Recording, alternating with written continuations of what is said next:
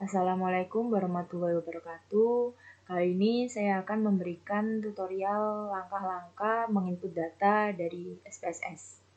Nah, yang pertama, ini yang saya buka adalah tabulasi kuesioner, di mana tabulasi kuesioner ini merupakan rekapitulasi dari jawaban-jawaban responden. Saya memiliki 60 responden. Nah, untuk pertanyaannya itu ada 8, yang mana satu variabelnya seperti budaya organisasi ini itu ada 2 pertanyaan. Lalu di sini ada total skor X1. Maksudnya total skor dari X1, yang mana ini total dari skala jawaban mereka. Jadi misal responden pertama ini menjawab pertanyaan pertama ini dengan sangat setuju. Lalu yang selanjutnya dengan sangat setuju. Lalu untuk yang produktivitas karyawan ini total skornya itu Y, karena saya cuman ada 2 pertanyaan, Y1 dan juga Y2. Oke, kita langsung saja input data ya ke SPSS. Nah, di sini saya menggunakan SPSS versi ke-27.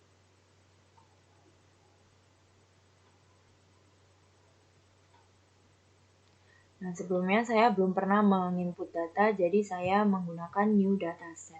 Lalu kita close. Oke. Kita untuk memasukkan data nggak bisa ya untuk di sini ya. Kita ke variabel view. Nah, di sini ada di kolom name. Kita langsung saja mengisi ya. X1.1. Ini sesuaikan dengan tabulasi kuesioner kalian. Ada X1. Di sini ada X2.1.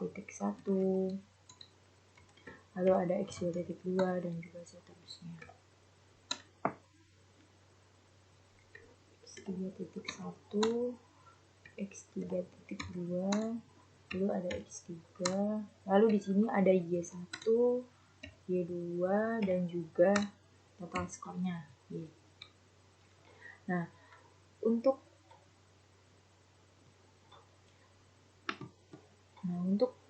budaya organisasi, lalu disiplin kerja, dukungan atasan, dan juga produktivitas karyawan, ini tuh kita ngisinya ada di label. Nah, kita langsung aja kita isi. Ada budaya organisasi.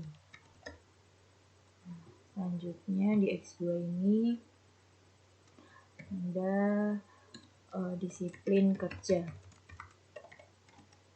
Lalu X3 dukungan atasan, dan juga Y-nya ini berpengaruh terhadap produktivitas karyawan. Oke, kita lihat di data view. Nah, udah muncul nih X1.1, X1.2, dan juga seterusnya. Nah, untuk label ini memang tidak muncul di sini, tapi di sini muncul. Tapi nanti ini tuh untuk mempermudah kalian kayak batasan-batasan mana sih yang termasuk budaya organisasi, mana sih yang termasuk disiplin kerja, seperti itu. Oke, setelah ini kita langsung input aja ya datanya. Kita copy paste ke SPSS. Oke. Sini ada 60 responden. Oke, kita pakai Ctrl plus C, lalu ke SPSS, pakai Ctrl plus V. Nah, untuk selanjutnya langsung saja dari disiplin kerja sampai ke total skor dari produktivitas karyawan. Ctrl plus C, lalu Ctrl plus V. Nah, ini merupakan hasil input data dari tabulasi kuesioner. Lalu untuk cara menyimpannya, kita buka file, save as. Nah, ini terserah ya, kalian mau masukkan ke dokumen atau ke download. Ini di download juga bisa. Dan kita ke ini aja, download. Kita isi input data SPSS. Nah, kita save. Nah, jika muncul seperti ini, berarti data kalian sudah tersimpan. Kita langsung cek juga aja ke download, hasil download.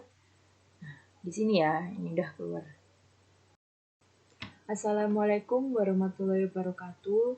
Di video kali ini, saya akan melakukan uji validitas dan juga uji reliabilitas. Untuk melakukan sebuah penelitian, kita itu harus melakukan uji validitas dan juga uji reliabilitas sebuah kuesioner. Jadi setelah kita menyebar, setelah itu menginput data, lalu yang selanjutnya yaitu ini, uji validitas dan juga uji reliabilitas.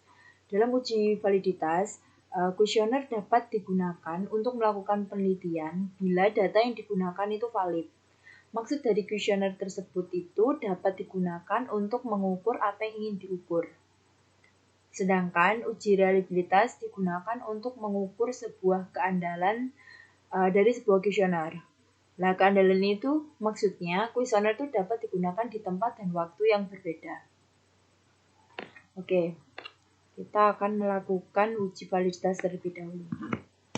Nah, kita membuka input data yang sudah kita lakukan sebelumnya. Nah, ini kita langsung aja ke Analyze, lalu ke Correlation Behavior Rate. Nah, pertama, ini masing-masing per item dari X1.1 dan X2.2 itu merupakan pertanyaan, lalu ada total score dari budaya organisasi yaitu X1. Oke. Kita akan melakukan analisis korelasi dari masing-masing item kepada total score untuk melihat validitas kita itu harus mengetahui apakah masing-masing item ini tuh memiliki hubungan korelasi dengan total skornya atau tidak. Nah, cara mengetahuinya yaitu kita langsung masukin saja ini dari X1.1 sampai budaya organisasi. Oke, kita pindah ke ruas kanan. Nah, untuk pengaturan ini semua itu tidak boleh diubah-ubah karena sudah default. Nah, seperti correlation coefficient-nya ini kita pakai persen, lalu test of significance-nya ini ada to tail. Nah, untuk flag signification korelasi kita centang. Ini tidak boleh ya. Ini sudah semua default. Oke, kita langsung ke oke. Nah, sini sudah keluar datanya. Sudah ketahuan nilai dari persen correlation-nya dan juga nilai signifikansinya. Nah, dapat diketahui apakah hubungan dari masing-masing item dengan total score ini memiliki hubungan jika nilai percent correlation-nya ini di atas 0,3 dan juga nilai signifikansinya di bawah 0,05.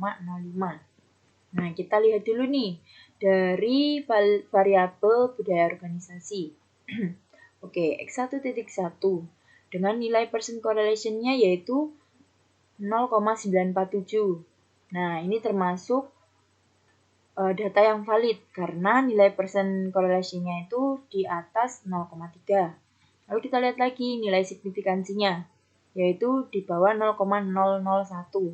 Yang mana berarti data ini juga valid karena nilai signifikansinya di bawah 0,05. Kita lihat juga nih X1.2 yang mana nilai persen korelasinya ini 0,928. Nah, ini juga sudah valid karena di atas 0,3, lalu nilai signifikansinya di bawah 0,05.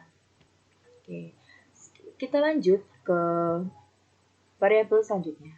Oke, analyze, lakukan secara berulang-ulang ya sampai ke variabel Y. Oke, ini kita reset. Kita masukkan yang disiplin. Oke, kita pindah ke ruas kanan, kita klik OK. Nah, sudah keluar nih datanya. Seperti yang saya bilang tadi, data dikatakan valid bila memiliki nilai persen korelasinya di atas 0,3 dan nilai signifikansinya di bawah 0,05. Nah, ini kita lihat X2.1 memiliki nilai percent correlation-nya 0,857 dan juga nilai signifikansinya di bawah 0,001. Nah, ini data ini valid. Oke, yang selanjutnya ada X2.2, ini juga sama valid. Oke. Kita lakukan lagi ke variabel X3. Kita reset dulu. Kita pindahkan ke ruas kanan. Kita oke. Nah, ini belum keluar lagi nih datanya. Sama ya, seperti tadi. Data ini bisa dikatakan valid atau per itemnya memiliki hubungan dengan total score. Nih, karena nilai persen correlation-nya senilai 0,870 dan nilai signifikansinya di bawah 0,001. Data ini bisa dibilang memiliki hubungan karena nilai persen correlation-nya di atas 0,3 dan nilai signifikansinya di bawah 0,05. Nah, tidak hanya variabel independen yang kita analisis validitas. Nah, kita juga akan melakukan analisis validitas pada variabel dependen. Kita reset dulu. Kita masukkan B1 sampai ke produktivitas karyawan, lalu kita klik OK. Nah, kelihatan ini ya. Ini juga memiliki hubungan, maksudnya per item dari pertanyaan saya ini memiliki hubungan ke produktivitas karyawan. Karena nilai persen correlation-nya di atas 0,3, lalu nilai signifikansinya di bawah 0,05. Oke. Nah, untuk selanjutnya kita akan melakukan uji reliabilitas. Yang mana uji reliabilitas ini itu untuk mengukur apakah instrumen penelitian kita bisa digunakan di waktu dan tempat yang berbeda. Nah, kita langsung ke caranya aja. Oke, kita lakukan analisis. Analisis, kita klik scale, lalu reliability analysis. Nah, sudah ketemu nih, item dan rating.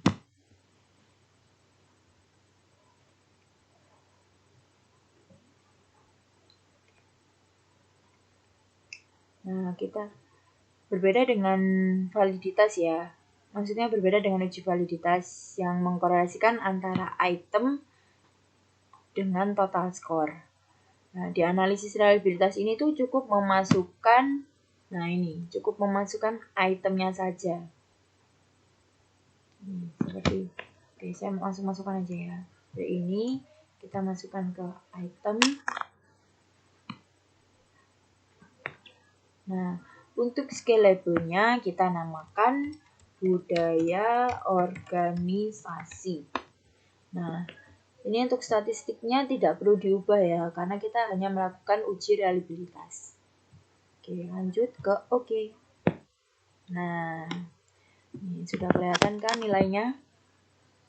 Dari sini kita dapat mengetahui bahwa nilai reliabilitas dari sebuah instrumen budaya organisasi memiliki nilai Cronbach's alpha senilai 0,858. Jadi nilai reliabilitasnya ini tuh dikatakan valid karena nilai Cronbach's alpha-nya ini tuh di atas 0,7. Dan semakin tinggi nilainya mendekati 0,9, maka instrumen tersebut memiliki keandalan. Jadi budaya organisasi ini tuh hampir memiliki keandalan karena mendekati angka 0,9. Kita lanjut lagi untuk variabel selanjutnya. Lakukan analyze, lalu scale, reliability analyze. Oke, ini kita ubah. Kita balikan ke ruas kiri. Lalu ini X1 sampai X2. Oke, kita pindah ke ruas kanan. Nah, jangan lupa ya, ini diganti sesuai sama kuesioner kalian. Disiplin kerja. Nah, Nih, muncul nih nilai reliabilitas disiplin kerja. Oh, tapi ternyata di sini nilainya di bawah 0,7. Bagaimana? Apakah datanya salah? Oh, tidak. Jadi nilai di bawah 0,7 data tidak dikatakan salah, tetapi data tersebut tidak memiliki keandalan. Karena dasarnya nilai data disebut maksudnya reliabilitas itu karena data ini tuh di atas 0,7. Tetapi kalau di bawah 0,7 itu data tidak salah, tetapi tidak reliabilitas gitu. Nah, selanjutnya kita langsung aja nih lakukan analisis lagi ke variabel yang lain. Oke, kita balikkan ke ruas kiri.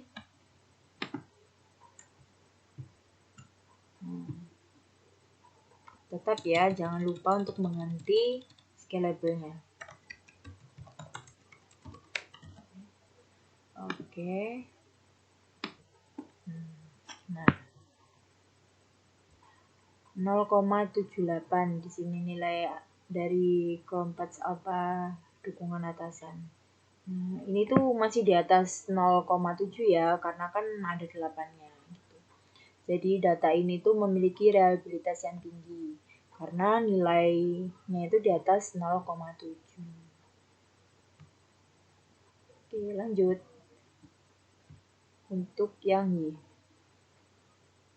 kita analisis variabel dependen. Kita balikan, lalu kita klik yang variabel dependennya.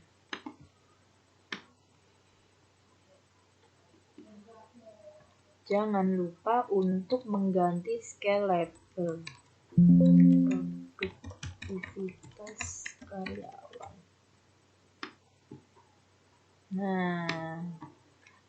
Nah, di sini di bawah 0,7. Tetapi reliabilitas ini tuh masih memperbolehkan untuk data yang nilai Cronpachs alpha-nya itu 0,6. Jadi data ini tuh tidak dikatakan reliabilitas. Maksudnya data ini tidak dikatakan tidak reliabilitas. Data ini masih diperbolehkan karena nilainya 0,6. Gitu. Oke, sekian pembahasan video kali ini tentang uji validitas dan uji reliabilitas. Nah, selanjutnya kita akan melakukan uji asumsi klasik. Jadi uji ini tuh digunakan untuk menganalisis kesesuaian dari model analisis regresi berganda. Jadi uji ini tuh hanya dilakukan untuk analisis regresi berganda karena melibatkan banyak variabel independen. Nah, di data saya sendiri melibatkan 3 variabel independen yaitu budaya organisasi, disiplin kerja, dan juga dukungan atasan. Dan 1 variabel dependen yaitu produktivitas karyawan.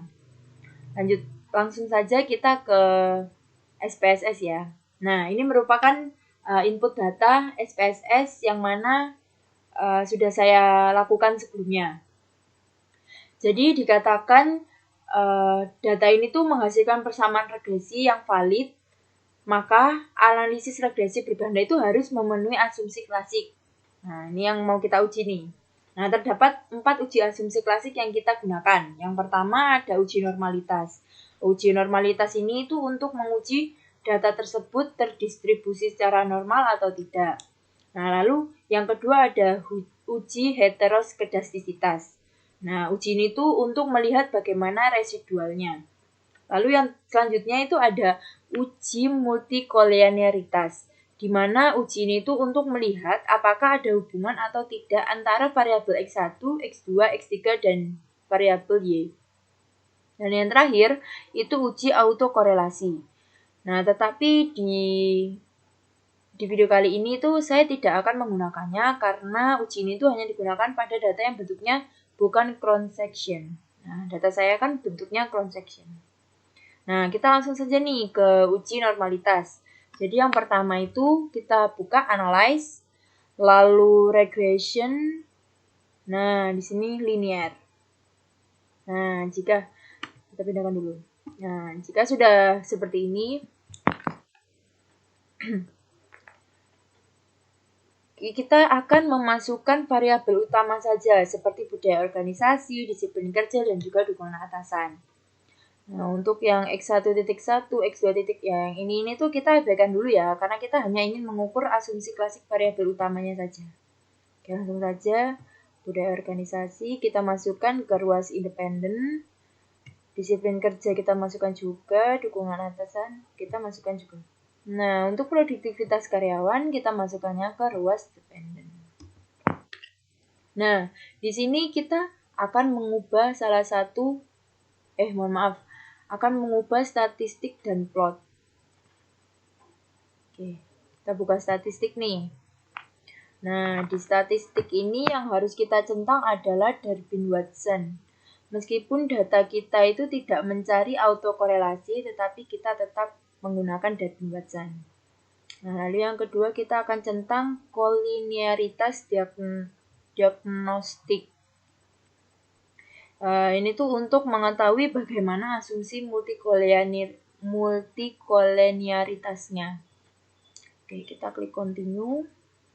Lalu di sini ada plot. Nah, plots ini digunakan untuk mengetahui normalitas dan heteroskedastisitas. Nah, kita pakai yang Z-pred, kita masukkan ke ruas X, dan S-resid, ini residualnya kita masukkan ke Y. Lalu kita centang histogramnya, dan juga normal probability plotnya. Nah, ini tuh untuk mengetahui normalitas dari residual kita. Oke, klik continue.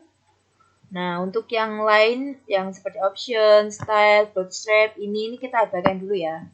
Nah, lanjut kita ke OK. Nah,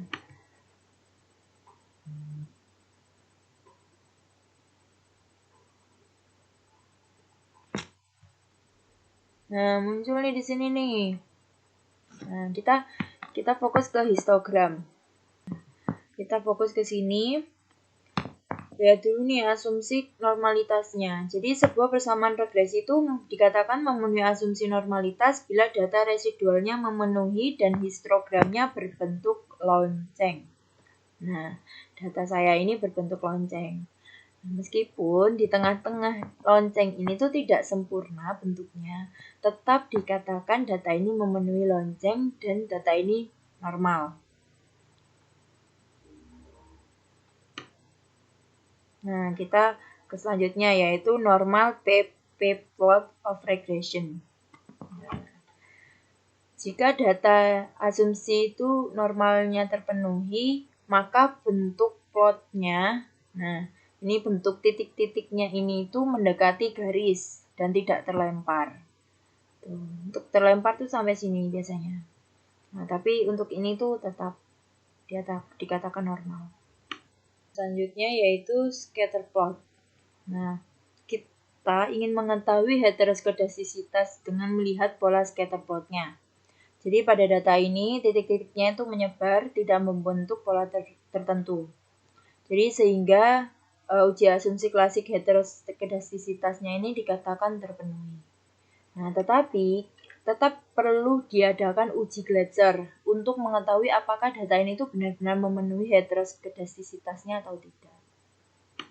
Oh ya, untuk sebelumnya tadi di antara histogram dengan plot, untuk mengetahui data tersebut lolos normalitas akan dilakukan uji normalitas Kolmogorov-Smirnov dan juga Shapiro-Wald. Oke, selanjutnya kita melakukan analisis multikolinearitas. Nah, di analisis ini tuh kita akan mengetahui apakah ada hubungan di antara masing-masing variabel independennya. Karena ketika ada hubungan variabelnya, dikatakan tidak memenuhi uji multikolinearitas dan cenderung akan menghasilkan bias dalam persamaan regresinya. Nah, langkah pertama untuk melihat multikolinearitas, kita melihat nih di sini nilai toleransi dari masing-masing variabel. Nah, dikatakan tidak memiliki atau tidak memenuhi uji multikolinearitas itu ketika data kita itu berada di atas 0,1 untuk nilai toleransinya. Nah, di sini kan budaya organisasi memiliki nilai toleransi sebesar 0,8. Lalu ada disiplin kerja memiliki nilai toleransi 0,7. dan dukungan atasan memiliki nilai toleransi sebesar 0,9. Lalu ada juga data itu tidak memenuhi uji multikolonialitas jika nilai VIF-nya di bawah 3. Nah, seperti data saya ini, budaya organisasi memiliki nilai VIF-nya sebesar 1, lalu disiplin kerja sebesar 1, dan juga dukungan atasan sebesar 1. Oke, yang selanjutnya yaitu autokorelasi. Meskipun diabaikan karena tidak ada autokorelasi di data saya ini, tetapi saya akan menganalisis sebagai latihan saja. Lalu di sini ada 3 kemungkinan dari sebuah persamaan tidak memiliki autokorelasi dari Darwin-Watson ini.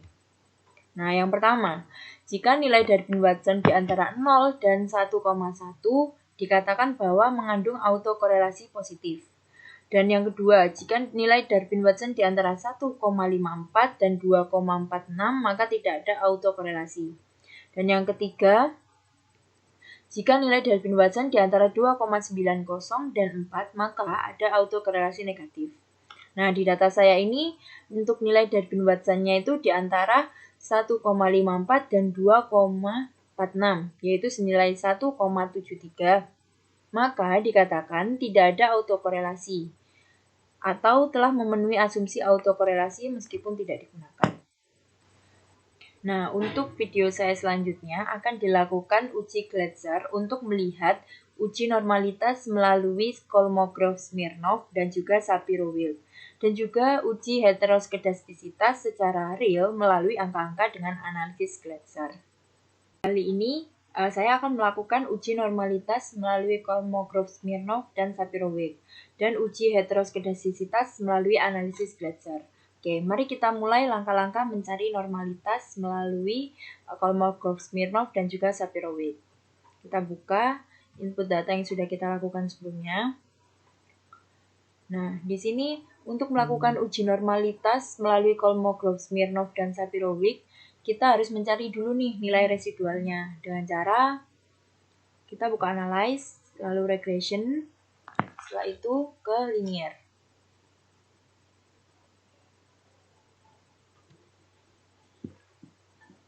Nah, di sini kita akan memasukkan variabel utama seperti budaya organisasi, ke ruas independen, disiplin kerja, dan juga dukungan atasan. Nah, lalu ada produktivitas karyawan. Kita masukkan ke ruas dependen. Nah, yang membedakan di sini adalah kita akan mengklik save, lalu kita mencentang understand the result di residual. Oke, setelah itu kita klik continue, lalu oke. Nah, untuk tampilan seperti ini kita abaikan dulu ya. Nah, di sini di pojok paling kanan sudah ada nilai residual yang muncul. Lalu langkah selanjutnya untuk menguji normalitas melalui Kolmogorov-Smirnov dan Shapiro-Wilk untuk melihat datanya terdistribusi secara normal atau tidak, kita klik analyze, lalu descriptive statistik, lalu explore. Nah, paling bawah sendiri yaitu unstandardized, kita masukkan ke ruas dependent. Nah, kita pilih plots, lalu kita klik yang histogram dan normality plots with test. Oke, kita klik continue, lalu kita klik OK. Nah, di sini kita lihat nilai signifikasi. Sebentar. Nah, ini. Sebuah data memiliki sebaran atau terdistribusi secara normal jika memiliki nilai Kolmogorov-Smirnov dan Shapiro-Wilk-nya di atas 0,05. Bisa dilihat di data saya ini bahwa nilai signifikansi dari Kolmogorov-Smirnov-nya adalah 0,2 dan juga nilai signifikansi dari Shapiro-Wilk adalah 0,8. Berarti data ini terdistribusi secara normal. Nah, jika diperhatikan dari grafik histogramnya, ini tetap berbentuk lonceng ya. Meskipun ini tidak berbentuk lonceng sempurna karena ini ada di bawah, tetap data ini dikatakan berbentuk lonceng dan terdistribusi secara normal. Lalu kita bisa lihat nih, titik-titik di plot yang ada di gambar ini masih berada di garis diagonalnya. Maka dari itu data ini masih dinyatakan terdistribusi secara normal. Dan juga scatplotnya tetap menyebar. Tuh, menyebar ada di atas dan di bawah titik 0. Oke, langsung saja kita ke uji heteroskedastisitas dengan belajar. Langsung saja kita yang pertama yaitu mengklik transform lalu compute variabel. Nah, setelah muncul tampilan ini, kita perhatikan dulu nih di function group. Kita pilih yang all, lalu absolute. Kita pindah nih ke ruas atas di numeric expression. Nah, setelah itu tanda tanya ini kita hapus. Kita ubah dengan unstandard result. Kita masukkan. Lalu target variabelnya kita akan memasukkan nama absolute residual. Nah, setelah itu jika sudah kita klik OK.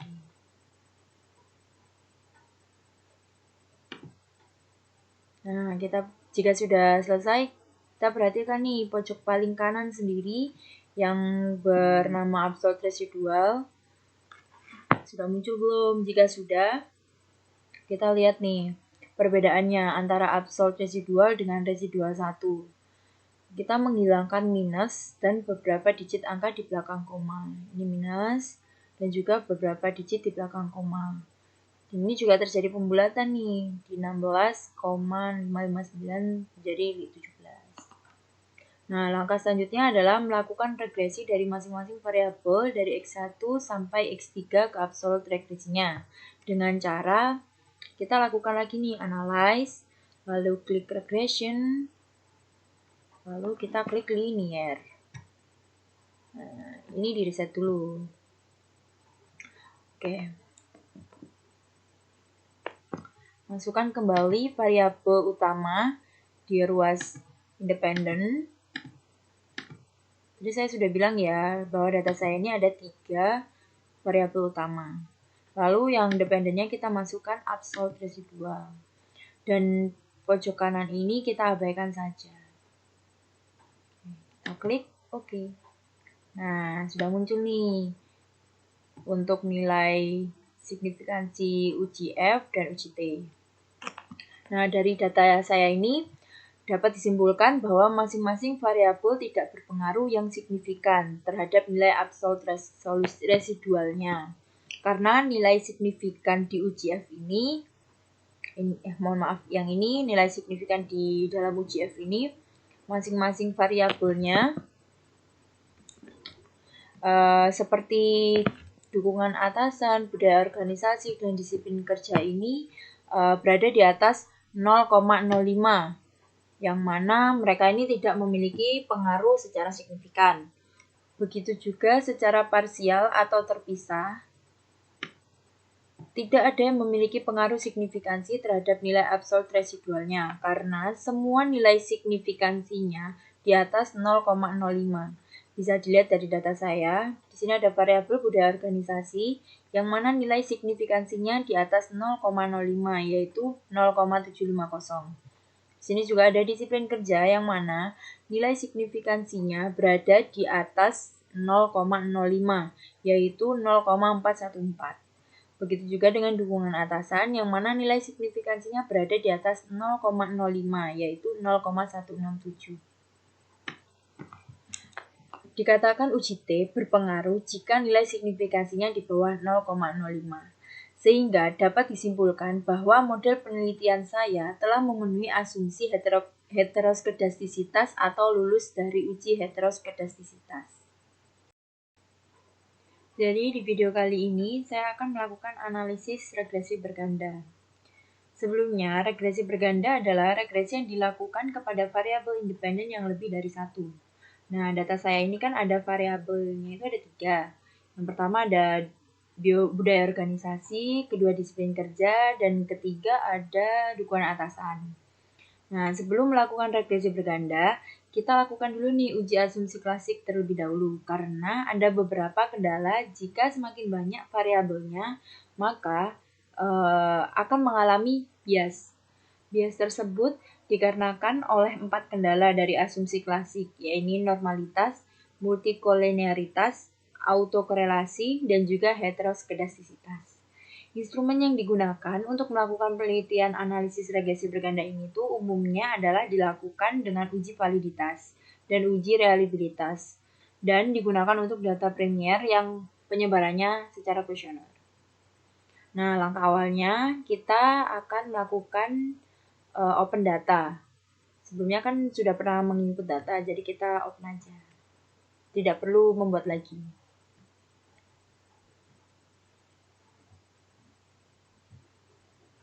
Nah, ini data kita yang sudah pernah kita input. Lalu, cari jumlah dari masing-masing variabelnya atau biasanya disebut dengan total score. Seperti ini. X1, di sini ada X2, lalu di sini ada X3, dan juga ada Y.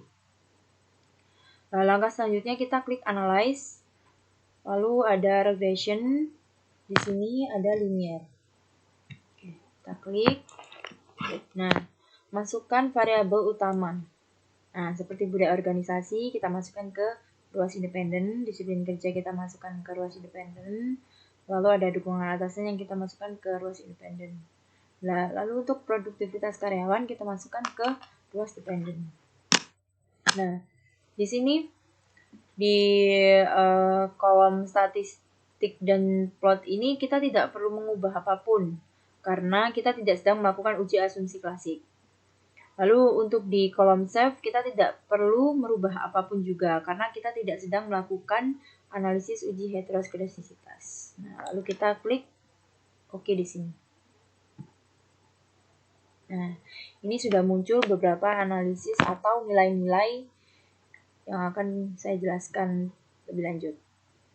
Oke, kita lihat di koefisien determinasinya aja ya, langsung. Nah, ini. Oke. Dalam koefisien determinasinya, kita pakai analisis R-square. Karena data yang saya gunakan adalah satuan yang sama. Karena skala saya itu skala 1 sampai 5.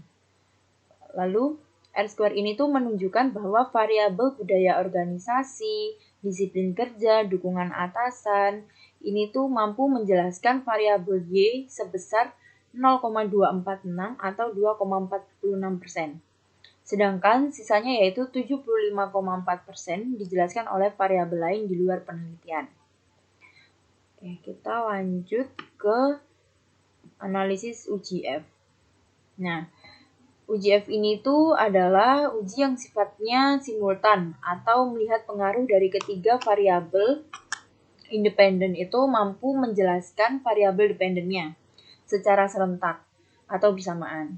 Nah, bisa dilihat dari data saya ini memiliki nilai signifikansi dari UGF ini sebesar 0,001 yang dapat diartikan berpengaruh secara simultan karena nilai signifikansinya di bawah 0,005. Maka H4 dikatakan bisa diterima yang artinya ketiga variabel yang saya teliti ini secara simultan berpengaruh terhadap produktivitas karyawan. Ya, selanjutnya kita lihat di bagian uji T, yang mana uji T ini merupakan uji yang sifatnya parsial atau melihat pengaruh secara terpisah, atau satu persatu setiap variabelnya. Nah, bisa dilihat dari data saya. Setiap variabel memiliki nilai signifikansi yang berbeda. Seperti budaya organisasi memiliki nilai signifikansi sebesar 0,031. Dikatakan memiliki pengaruh secara parsial karena nilai signifikansinya di bawah 0,05. Jadi budaya organisasi memiliki nilai signifikansi yang berpengaruh secara parsial. Lalu di sini kita lihat nih ada disiplin kerja yang mana nilai signifikansinya 0,307. Nah, ini tidak memiliki nilai signifikansi secara parsial karena di atas 0,05. Lalu untuk dukungan atasan, nilai signifikansinya sebesar 0,013 yang mana dia memiliki nilai signifikansi secara parsial karena di bawah 0,05. Jadi dapat disimpulkan bahwa dari ketiga nilai atau ketiga variabel saya ini ada dua variabel yang berpengaruh secara parsial, yaitu budaya organisasi dan dukungan atasan. Dan satu variabelnya ini tidak memiliki pengaruh secara parsial, yaitu disiplin kerja. Nah, selanjutnya kita lihat pengaruh dominan yang dinilai dari beta. Oke. Di antara ketiga variabel ini tuh, yang mana yang paling berpengaruh, yang memiliki nilai dominan paling besar terhadap produktivitas karyawan. Untuk melihat pengaruh dominan, bisa dilihat di nilai beta. Nih, beta yang di under standardizer, karena variabel satuannya itu sama. Seperti yang saya bilang tadi, untuk standardizer koefisien ini satuannya tidak sama. Dan kita lihat mana yang memiliki beta koefisien yang terbesar yang berpengaruh. Ternyata itu budaya organisasi, lalu ada dukungan atasan.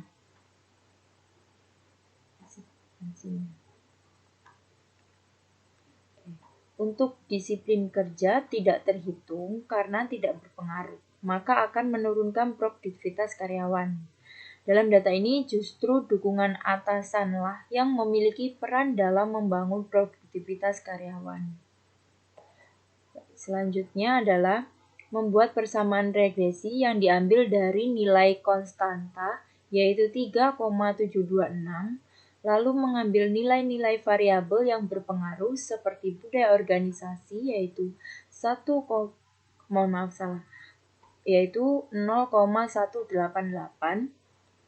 dan juga variabel dukungan atasan yang memiliki nilai yaitu 0,236. Sebagai berikut. Demikian video kali ini, terima kasih.